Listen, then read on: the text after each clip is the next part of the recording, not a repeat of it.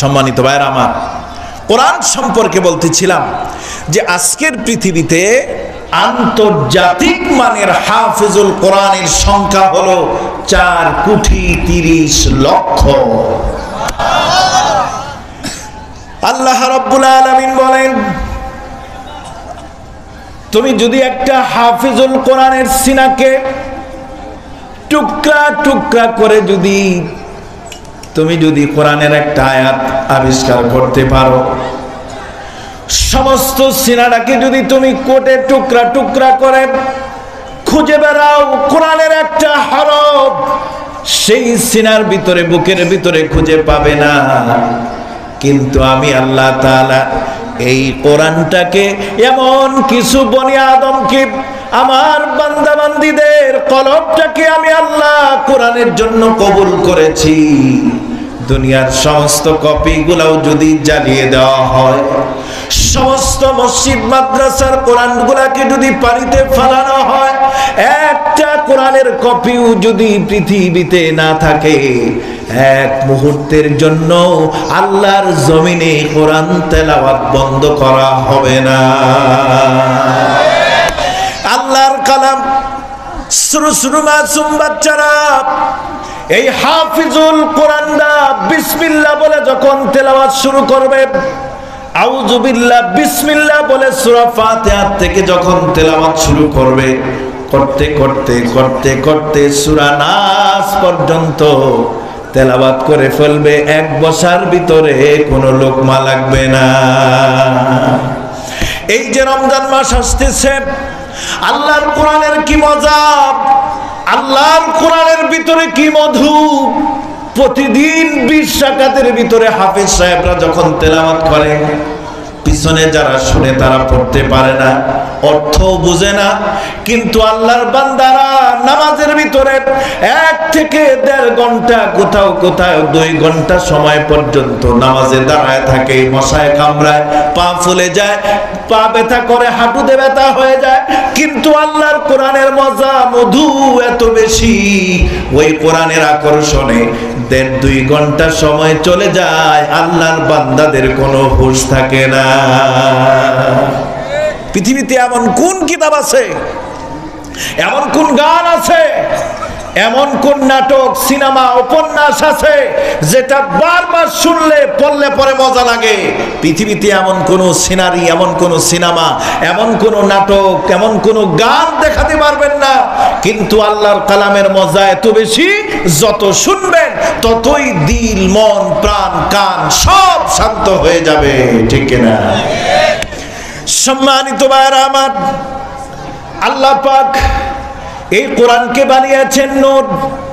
কিতাবুন আনজালনাহু ইলাইকা লিতুখরিজান নাসা মিনাজ যুলুমাতি ইলান নূর। এই কিতাবকে আল্লাহ পাক নূর বানিয়েছেন। কেমন নূর? এই যে দিনের বেলা সূর্য আলো দেয়, এই আলো দিয়া জগৎ আলোকিত হয়, পৃথিবী আলোকিত হয়, আল্লাহ পাক তামাম পৃথিবীতে আলোকিত করেন। এই কোরআনের আলো দিয়া আল্লাহ পাক মানুষের অভ্যন্তরীণ কলব জগৎ, ভিতর জগৎকে আলোকিত করেন।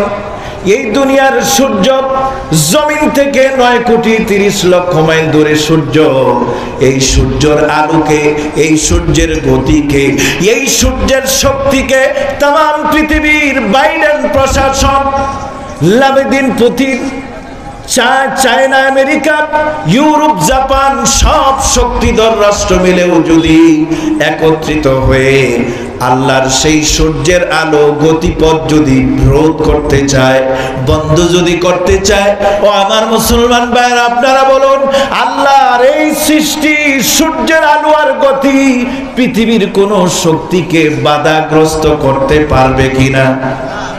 আরো জোরে বলেন, পারবে না। তার কারণ হলো এই সূর্য আল্লাহর সৃষ্টি, এই সূর্য আল্লাহর দান, এই সূর্য আল্লাহর হুকুম মানে।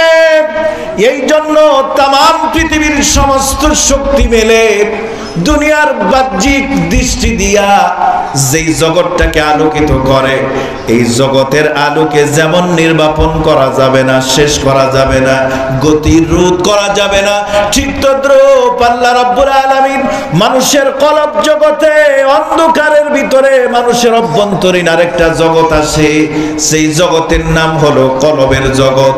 এই কলবের জগৎকে আলোকিত করার জন্য আল্লাহ রাব্বুল আলামিন तमाम পৃথিবীর সমস্ত ধর্ম বর্ণ মানুষের জন্য একটা আলোকবর্তিকা পাঠিয়েছেন, যেই আলোকবর্তিকার নাম হলো কোরআনুল কারীম।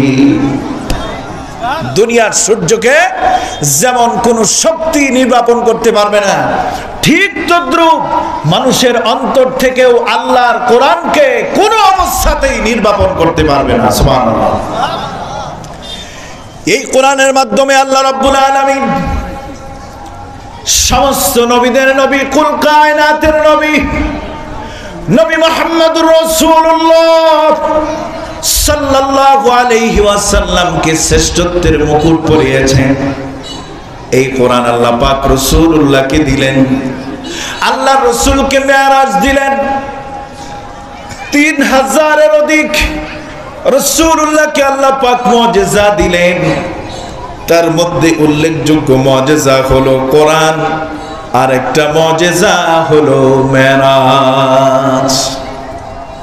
এই কোরআন আসার পরে এই দুনিয়াতে পূর্ববর্তী আসমানি কিতাবের সব হুকুম রহিত হয়ে গেছে, কারণ কোরআন হলো আনিনর।